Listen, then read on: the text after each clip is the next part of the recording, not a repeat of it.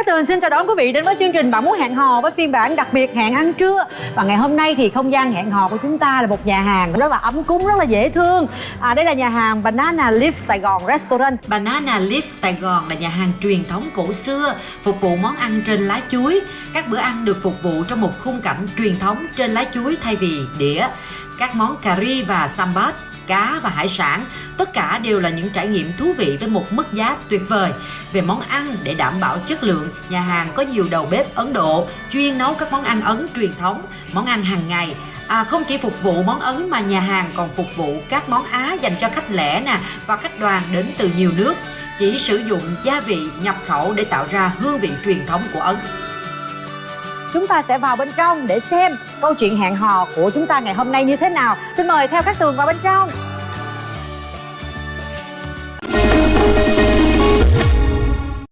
Tất nhiên là phải thích người hiện tại chứ. Nếu là của mình á thì chắc chắn là của mình, còn không phải thì có sao cũng không giữ được. Đấy cũng là một cái câu mà như là dân gian truyền nhau từ trước đến giờ. Bây giờ thì Tường đã vào vị trí mai mối của mình rồi. Hy vọng ngày hôm nay bà Mai sẽ rất là mát tay nha. Chào bạn trai. Dạ, chào chị. Cảm giác bây giờ của mình như thế nào? Em rất rung ạ. Rung hả? Chưa ai làm gì để rung cả. Bình tĩnh lên, tỉnh táo lên nha. Vâng. Mình sẽ ra đưa bạn gái của em vào ha. Rồi em gái ơi, chúng ta vào trong thôi.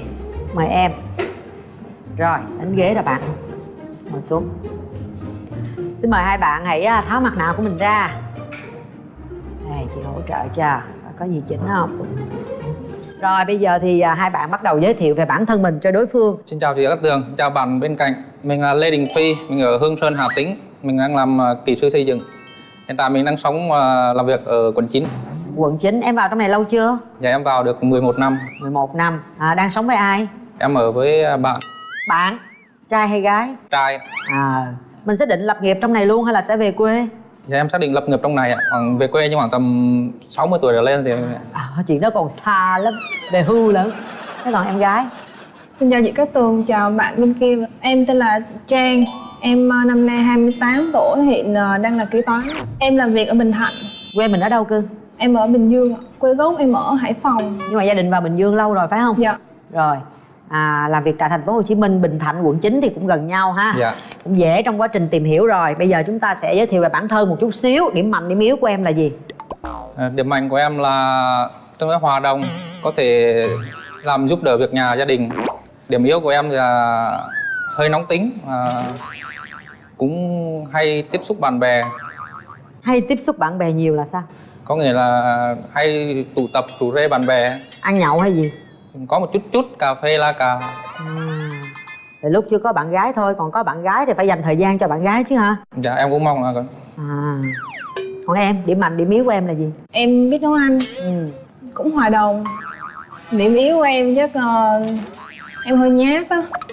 Với lại hay xấu hổ với đám đông á. Xấu hổ về cái gì? Em rất là ít nói, với đám đông thì em rất là nhát. Về tình trường thì sao? Em trải qua một mối tình cũng rất là lâu rồi, 7-8 năm rồi á. 7-8 năm? Dạ. Quen được bao lâu? Quen được nửa năm ạ. Lý do tại sao chia tay? Không hợp tính nữa, cho nên không có tiếng nói chung. Có nghĩa là bạn quá năng động, kiểu như là thích đi nhiều á, còn em không có thích đi lắm. Chết rồi, bên đây cũng thích ra đi nè, ra tụ tập nè, bên đây không thích.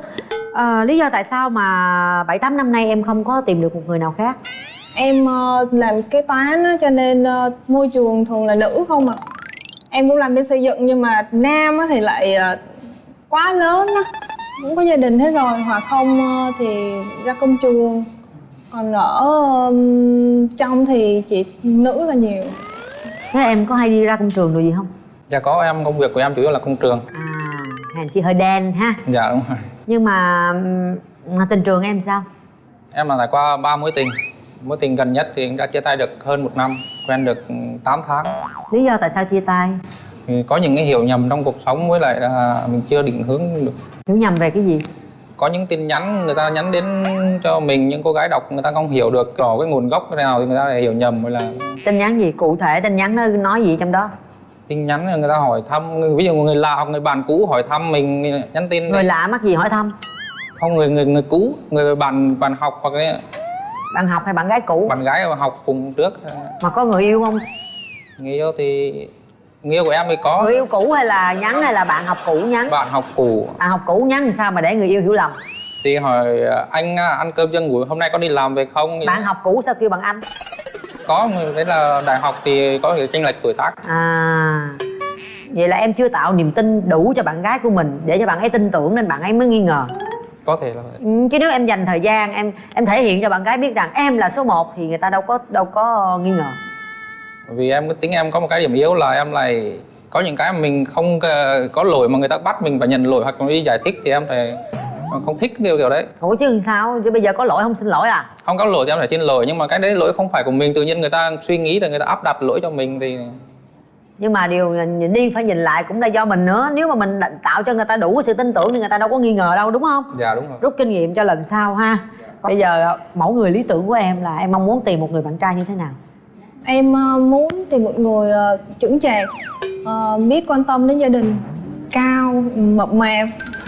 Cao có cao, mập có mập. Đen đen được không? Em chắc cũng được. Em có phải là người hay ghen không? Chắc em là người hay ghen đó. Em có hay kiểm tra điện thoại của bạn trai không? Cái đó không ạ.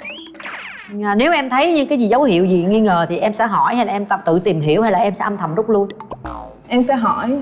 Nếu như bạn trai hoặc là người chồng của em sau này rủi có một phút giây nào đó lầm lỡ thì nếu người ta quay lại và thành thật nhận lỗi thì em có tha thứ không? Sẽ tha thứ, nhưng mà vào trường hợp như thế nào nó có đủ để mình có thể tha thứ không? Thì có nghĩa là bây giờ mình thấy người ta có lăng nhăng đó, có một cái mối quan hệ khác đó, mà khi em biết được thì người ta thành thật muốn xong xin lỗi em thì em có bỏ qua không?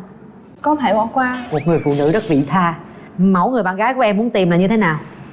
Em muốn tìm một người bạn gái là lễ phép, có thể chia sẻ những buồn vui trong cuộc sống. Có gì thì cứ nói thẳng ra cho biết, chứ đừng bắt người đối diện phải đọc cái suy nghĩ của người ấy. Đôi lúc có những cái khó nói lắm em. Khi yêu nhau người ta có một cái sự gọi là tế nhị, có một cái sự là tâm linh tương thông. Nếu thật sự hiểu nhau, tìm hiểu nhau mà quan tâm đến nhau thì sẽ có những cái người ta không cần nói mình vẫn phải hiểu. Đó là cái yêu cầu rất khó của người phụ nữ.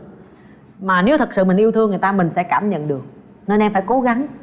Em cũng hy vọng là giữa em và bạn nữ bên cạnh sẽ có được cái sự đồng điệu. Tại vì thật sự nếu mà cái gì cũng nói toẹt ra mới hiểu thì cuộc sống nó vô vị quá. Dạ. Phụ nữ rất là khó chịu, nhưng thật sự phụ nữ cũng rất là dễ tính. Nếu người ta đã yêu thương mình rồi dễ lắm. Chỉ cần chiều chuộng một chút, quan tâm một chút là ok rồi. Dạ. Nó phải có sự lãng mạn. Phụ nữ nào cũng thích như vậy hết á. Dạ. Cố lên nha. Tìm ảnh đi em. Em có hình gì không cho chị mượn? Anh nào cũng đẹp trai hết trơn á cưng, gán kiếm đi cưng. Trời ơi, cô nào cũng giống nhau hết trơn vậy. Kiếm đi em. Đẹp trai đẹp gái gặp nhau rồi đó. Em nghĩ chắc này. Nào được coi. Ủa sao em đoán anh đó? Lý do gì? Em đoán vậy thôi. Em 4 anh chàng y chang nhau rồi em đoán trên cái cơ sở nào? Hay lại em thích cái người đó nè em chọn người đó? Thì em nghe tiếng á, thì em nghĩ là người sẽ như thế này. Ồ, còn em nhận ra cổ không? Em nghĩ cô thích một người cao, có nghĩa là cô này. Chúc em may mắn lần sau. Tao nói phụ nữ khi nào cũng cảm nhận hay hơn đàn ông. Mời quý vị hãy đón xem ai sai sẽ bị phạt nha. Mở cửa. Ten ten. Hay thiệt luôn á. 4 chàng trai y hệt nhau mà cô có thể đoán trong vòng 1 nốt nhạc. Sao hay vậy ta? 4 anh như vậy luôn, mặc áo trắng y chang như nhau mà cô nhìn cô chỉ trúng tóc cái anh này. Hay thiệt luôn, chúc mừng em. Em có quyền hành hạ người khác. Anh xin lỗi em vì anh đã không nhận ra em. Em là ai đâu, chỉ vô lại coi nè. Giờ thì em đã nhận ra được rồi. Sao? Thấy sao so với cái cô hồi nãy chọn? Dạ, khác cô nãy chọn. Thích cô nào hơn? Dạ. Tất nhiên là phải thích người hiện tại bây giờ. Rồi bây giờ mình phạt ảnh gì đây em? Hát một bài. Hát một bài. Em có thể cầm điện thoại hát được không? Được. Hát không hay em đừng cười. Cười chứ. Còn không cười chị cười. Đừng rời xa tôi vì tôi lỡ yêu người mất rồi. Và còn tim tôi từ ngày ấy khi bước vào cuộc đời. Biết mai về sau chỉ luôn yêu một người thôi. Ngồi lại bên tôi một phút cuối khi ngày sắp tàn. Sợ ngày mai sang tình anh mới gặp vội vàng. Biết chắc ngày mai sẽ lại nhớ điên đầu. Hãy ngồi lại bên tôi chỉ một phút thôi, cho đời tôi thêm dài, thêm tình yêu vào trong những giấc mơ bao đêm nhớ. Tại sao người ta không cho cười mà em vẫn cười? Chắc là tại chưa có nhạc cho nên nó không được trúng tông lắm. Không có nhạc nó cũng vậy à em. Nhưng mà phải ghi nhận cái sự nhiệt tình của ổng chứ. Rất tự tin, đúng không? Rất tự tin ạ. Dễ thương không? Được. Rồi bây giờ khi lần đầu tiên mở cửa trái tim này ra, em nhìn thấy cổ thì em có cảm xúc như thế nào?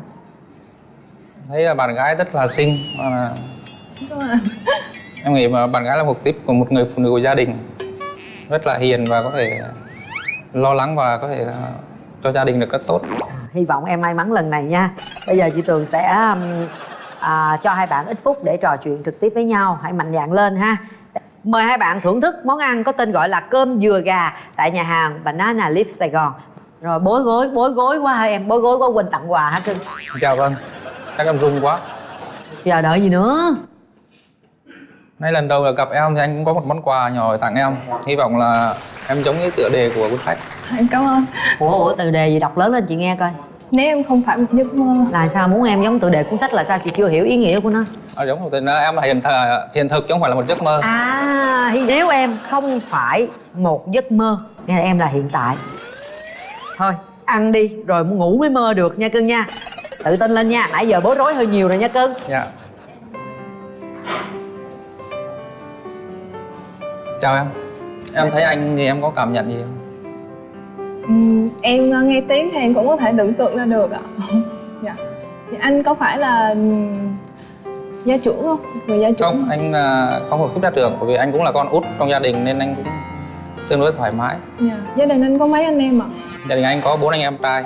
À, trai hết ạ? Anh mời em. Dạ, đúng rồi ạ.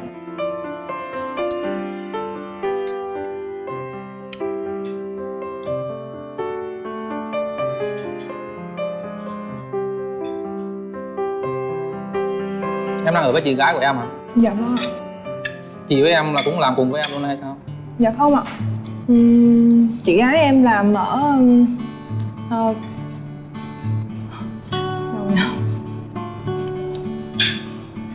Rung quá không nhớ đúng không? Chị em làm công an ở bên Thủ Đức á. Những ngày nghỉ em thường hay làm gì? Em về quê với gia đình thôi. Anh xin lỗi hồi nãy giờ anh quên anh chưa nhớ tên em. Em tên Trang ạ. Chi? Trang. Trang. Dạ. Em nhớ tên anh không? Anh tên Phi. Phi ạ. Dạ. Anh có gì muốn hỏi em không? Có nhiều lắm nhưng mà gặp em anh quên hết luôn rồi. Điều gì ở đàn ông mà làm cho em 7-8 năm nay em cũng muốn quen một ai hết rồi vậy? Nói chung em cũng không thích những người quá lăng nhăng. Mình thích một người thì mình nên chung thủy với người đó thôi. Còn ví dụ như là khi mà không còn được tiếng nói chung nữa thì mình có thể mạnh dạn nói để hai người cùng có thể làm bạn được. Anh thì không lăng nhăng nhưng mà anh khi anh yêu nhiều nhưng anh kết thúc một cái này thì anh mới tiến một cái khác chứ không phải là anh lăng nhăng một lúc. Dạ. Em có ngại phải về Hà Tĩnh không? Thì sai vậy. Dạ, em cũng hơi ngại. Sao? Nãy giờ chị cũng lắng nghe ở ngoài mà cũng tò mò, cũng lắng nghe câu chuyện của hai bạn ha. Để cho chị hỏi thêm vài câu nữa nè. Em quan điểm như thế nào về sống thử? Thì em chưa từng sống thử nên mà theo những gì em tìm hiểu em biết thì tùy theo những con người ta sống với nhau thì đấy, quan điểm của từng người một khác nhau. Thì với bản thân em thì đấy cũng là một cái trải nghiệm để mà mình xác định được rằng hai người có hợp với nhau hay không. Nói chung là khi mình đã xác định là sẽ cưới nhau hoặc là đã đi đến một cái gì đấy thì mình sống thử thì hoặc là mình cưới luôn thì cũng không có khác gì nhau hết. Rồi rủi ro tỷ vì mình sống thử rồi mình thấy không hợp rồi sao? Cái đấy thì cũng là do mình, ví dụ như mình đã kết hôn thì mình cũng có thể là mình chia tay cũng có trường hợp vậy thôi chứ không phải là mình sống thử mình kết hôn thì mình bắt buộc kết hôn mình phải ở với nhau cả đời được. Em quan điểm như thế nào? Theo em thì chung là cũng không có gì là xấu nhưng mà mình phải xác định ngay từ ban đầu đó có đúng hay không. Nhưng mà riêng bản thân em thì em không thích điều đó. Bản thân mình thì mình không muốn nhưng mà người ta thì mình cũng không có cái gì là Dạ, đúng. bài xích người ta hết, đúng không? Dạ, đúng. Em nghĩ thế nào khi người ta hay nói là trai xây dựng là hay lăng nhăng, đi đây đi đó xong rồi quen cô này cô nọ, em nghĩ sao? Em gặp rất là nhiều trường hợp như vậy. Dạ. Em có ngại không? Em cũng rất là ngại, nhưng mà nếu mà do bản thân người đó thôi. Có thật sự là nếu là của mình á thì chắc chắn là của mình, còn không phải thì có sao cũng không giữ được. Sao? Với cái ý kiến của cậu thì em có cái gì để có thể là muốn bào chữa cho mình không? Đấy cũng là một cái câu mà kiểu như là dân gian truyền nhau từ trước đến giờ thì Ông bà nói ít có sai lắm. không thì cũng đúng với từng người, không phải là lúc nào cũng vậy. Anh thế em nhìn anh có niềm tin ở anh không? Niềm tin hay không phải do em cho người ta thấy nữa chứ, em chưa thể hiện sao người ta có niềm tin được. Cái đấy thì phải có thời gian để mình ra ngoài cuộc sống, người gặp trực tiếp với nhau ở ngoài tiếp xúc thì mình Bản thân em ngày hôm nay đến với cái buổi hẹn hò này thì em cũng phải nói vài điều để cho người ta cảm thấy yên tâm chứ. Thì đây cũng là lần đầu anh được gặp em, nhưng anh không hứa sẽ luôn ở bên em để bảo vệ cho em được, nhưng mà anh chắc rằng mỗi khi em cần thì anh sẽ cố gắng về bên em. Ghê, thôi thì cũng được. Nghe thôi nha cưng, còn khoan hả vội tin nha, phải có thời gian trải nghiệm. Bây giờ chị Tường mời hai bạn bóc một cái lá thăm ha, và đọc lớn lên, yêu cầu bạn trai thực hiện cái điều trong đó. Nói một câu gì đó thật lãng mạn để tỏ tình đối phương, không lãng mạn thì sẽ bị anh xử phạt. Nãy cũng mới nói câu Nói rồi đấy. khá lãng mạn, nhưng mà bây giờ Kinh muốn nói câu khác nữa sao? Thử coi cái kho lãng mạn của em nhiều không? Nhưng mà phải chân thành nha. Anh có thể từng trải qua rất nhiều mối tình, nhưng mà anh mong rằng em là mối tình cuối cùng của anh. Được không? Câu đó ổn không? Được không em? Cũng được. Cũng được ha. Rồi tới phiên em. Trúng mánh rồi chị ơi. Trúng mánh hả? Trúng mánh gì đọc lớn lên Ôm coi. đối phương trong vòng 30 giây và chia sẻ cảm xúc. Có chơi có chịu thôi, sao giờ bước qua đi em. Rồi bạn gái tiến vô ôm 30 giây rồi nói cảm xúc của mình. Sao em? Thà mình ôm ta đỡ hơn ta ôm mình em ơi. Ôm chứ không phải dịnh. Ôm. Không, đây là Bao ôm rồi ạ. giờ chị cắt Tường Không, đồng ý không được, được? không được. Đâu có nói là ôm chỗ nào đâu Không, chứ. ôm là phải vậy mới gọi là ôm. Ôm là phải hai vòng tay như vậy mới gọi là ôm chứ. Được không anh? Như vậy được không anh? Không, theo chị cắt Tường nhanh đâu biết Không được. Anh ở đây không có quyền. Anh ở đây không có quyền. Sao được ạ? Cái này là do anh mà. Cái này là dịnh. Được ạ. Không phải ôm. Được đúng không anh? Đứa khó với em như vậy hả? Ôm. Nói chung em cũng hơi xấu hổ. Không có Kệ gì đâu. em. Ôm đi. Thôi được. Cái đó là dịnh. Ôm là phải choàng qua hết người ta như vậy nè. Một vòng tay như vậy Nhưng nè. em này để anh ôm em. Mới ôm là cảm nhận được. Hay là em muốn để anh ôm em? Để em ôm ạ. Rồi cảm nhận như thế nào? Rất là ấm ạ. Ai ấm? Anh ấm. Chắc nóng khí hậu. Em có cảm nhận gì không? Thấy bạn đang rụt rè, em muốn đang ôm sát hơn, chặt hơn thì em mới cảm nhận được. Sẽ cho bạn cơ hội lần sau, sau khi bấm nút. Rồi mời em về vị trí. Nhớ nha, lát bấm nút tôi cho ôm đó, nói trước. Suy nghĩ kỹ trước khi bấm. Chị nói vậy bạn ấy không ấm thì sao? Ơi, người ta thích là người ta sẽ bấm, mà người ta không thích là người ta không bấm. Không vì một câu nói của chị mà thay đổi được quyết định của cô gái này nha. Tự tin lên nè. Yêu nhau mấy núi cũng trèo, mấy sông cũng lội, mấy đèo cũng qua. Cái ôm này có xá gì ha. Chị mà yêu hả, nghìn trùng xa cách chị cũng tìm đến với người mình yêu nữa. Không cần người ta chủ động, chị chủ động luôn nữa. Nếu thật sự là chị bị rung động. Cho nên đừng có lo lắng gì cả, mà hãy cố gắng thể hiện cho người ta cảm nhận được tình cảm của mình. Nếu để nói một câu cuối cùng với cô ấy trước khi đưa ra quyết định thì em sẽ nói gì? Mình gặp nhau ở đây là một cái duyên. Không biết là chúng ta sẽ đi với nhau ít bao nhiêu con đoạn đường phía trước, bao nhiêu thời gian, nhưng mà anh hy vọng rằng chúng ta sẽ cho nhau một cơ hội để có thể tìm hiểu nhau. Bây giờ mời hai bạn đặt tay vào nút bấm. Suy nghĩ thật kỹ. Sau 3 tiếng đếm của chị Tường, nếu đồng ý chúng ta sẽ bấm mạnh vào cái nút này. Không đồng ý chúng ta lấy tay ra. Nhắm mắt lại để hai bạn. 1 2 3. Hết thời gian. Cả hai có vẻ hơi chậm mà bấm rất cùng lúc. Đèn sáng lên cùng một lượt. Tại sao em có sự chậm chạp đó? Chắc vì tay em yếu lúc gặp bạn gái nên tay em yếu em bấm không kịp. Đối với bạn gái không bấm thì sao? Cũng chẳng sao chị, bởi vì mình sống thật với con người mình mà. Em cảm thấy là cũng có nhiều điều chưa có được tương đồng, nhưng mà có thể là cứ cho nhau một cơ hội. Điều gì em thích nhất ở chàng trai này ngày hôm nay mà em bấm nút? Là một người chân thật, em cảm thấy là một như người vậy. chân thành. Chị cũng hy vọng như vậy. Hồi nãy chị Tường nói rồi ha, nếu bấm nút là chúng ta ôm nhau. Mời hai bạn. Em có hối hận không? Sao lại hối hận ạ? Bấm nút sao lại hối hận? Dạ vâng.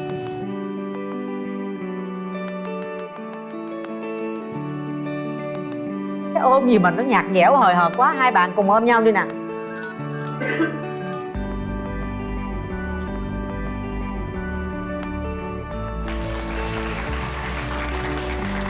Nắm tay nhau nha. Cặp đôi chị thấy rất là dễ thương. Mặt hai bạn cũng rất là sanh con ra đẹp lắm đó. Thật sự nếu mà hồi nãy hai bạn không bấm nút thì chị Tường sẽ cảm thấy rất là buồn.